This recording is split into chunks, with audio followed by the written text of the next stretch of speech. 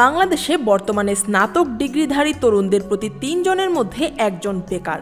শুধু ঢাকা বিভাগে বেকারের সংখ্যা প্রায় ৬,৮৭,০০০। প্রতিযোগিতা তীব্র হওয়ায় অনেকে যোগ্যতা থাকা সত্ত্বেও কাঙ্ক্ষিত কর্মসংস্থান পাচ্ছেন না।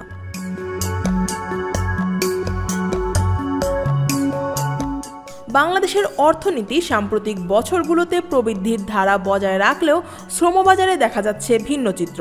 পর্যাপ্ত হারে নতুন চাকরি তৈরি না হওয়ায় কর্মসংস্থান নিয়ে হতাশা দিন দিন বাড়ছে। সর্বশেষ শ্রমশক্তি জরিপ ২০২৪ বলছে, ১ বছরের ব্যবধানে দেশে বেকারের সংখ্যা বেড়েছে আরও ১,৬০,০০০।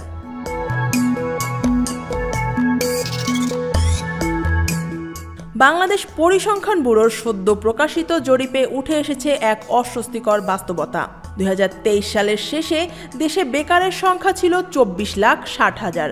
১ বছরের ব্যবধানে সেই সংখ্যা বেড়ে দাঁড়িয়েছে ২৬,২০,০০০-এ। অর্থাৎ প্রতি মাসেই হাজার হাজার মানুষ যুক্ত হচ্ছেন বেকারত্বের তালিকায়।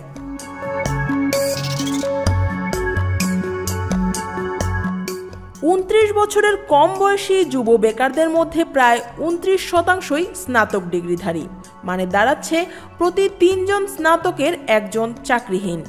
কর্মসংস্থানের সংকটের পাশাপাশি শ্রমশক্তিতে অংশগ্রহণের হারও কমেছে উদ্বেগজনক হারে। ২০২৩ সালে যেখানে অংশগ্রহণের হার ছিল ৬০.৯০%, সেখানে ২০২৪ সালে তা নেমে এসেছে ৫৮.৯০%। অর্থাৎ হতাশ হয়ে অনেকে শ্রমবাজারের বাইরে চলে যাচ্ছেন।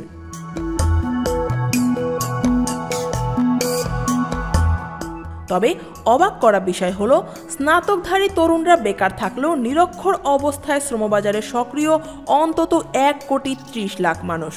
কৃষি, শিল্প ও সেবা খাতে কাজ করা এই শ্রমিকদের দক্ষতার অভাবে উৎপাদনশীলতা সীমিত। কাজ পেলেও তারা প্রাপ্য মজুরি থেকে বঞ্চিত হন।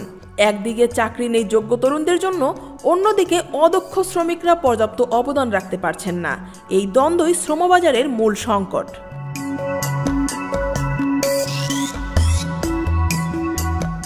লিঙ্গভিত্তিক চিত্র ভাবনার বিষয়।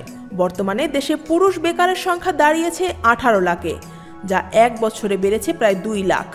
বিপরীতে নারী বেকারের সংখ্যা ৮,২০,০০০-এ স্থির থাকলেও শহরে শিক্ষিত নারীদের বেকারত্বের হার প্রায় ২.৫ গুণ বেশি গ্রামাঞ্চলের তুলনায়। অর্থনীতিবিদরা বলছেন, এই সংকট কাটাতে হলে শুধু ডিগ্রিকে নয়, বরং দক্ষতাকে গুরুত্ব দিয়ে দেখতে হবে। বাজারের চাহিদা অনুযায়ী প্রযুক্তি, কারিগরি ও পেশাভিত্তিক শিক্ষার প্রসার ঘটাতে হবে। একই সঙ্গে শিল্প খাতের সম্প্রসারণ, নতুন উদ্যোক্তা সৃষ্টি এবং অনানুষ্ঠানিক খাতকে আনুষ্ঠানিকতার আওতায় আনার বিকল্প নেই।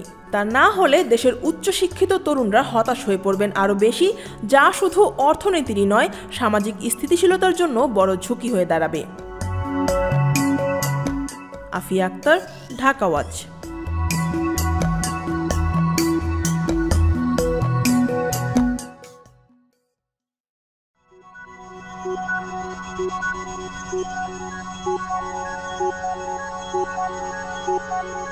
Thank you.